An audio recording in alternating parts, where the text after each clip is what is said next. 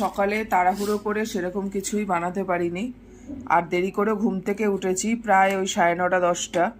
কালকে সারা রাত ঘুম আসেনি, তাই আজকে ব্রেকফাস্টে রয়েছে এগুলো কি বলো তো, এগুলো হচ্ছে রুটি ভাজা। বেশ অনেক দিন পর খাচ্ছি, জানি এটা প্রচণ্ড গ্যাসের কুটি, মানে গ্যাস হয় এটা খেলে। তবুও কালকে রাতে অনেকগুলো রুটি করেছিলাম বড়মশাইয়ের জন্য, আমরা তো ভাত খেয়েছি, বড়মশাই আর রুটি খাইনি। তো রুটি অনেকগুলো বেঁচে ছিল, তার মধ্যে এখানে দুখানাকে কুচি করে তারপর শুকনো লঙ্কা লবণ দিয়ে ভেজেছি। আর ছেলে চা বানিয়েছে। আমার গলা শুনে বুঝতে পারছো প্রচণ্ড ঠান্ডা লেগেছিল সেই কবে, এখনো কমিনি, ভার হয়ে আছে। আর এই যে ছেলে, আজকে পরীক্ষা তো, হ্যাঁ আজকে কম্পিউটার পরীক্ষা আর গাছ, ওই যে গাছ কিনে এনেছে, এই যে গাছ, এই গাছটা স্কুলে জমা দিতে হবে। এই যে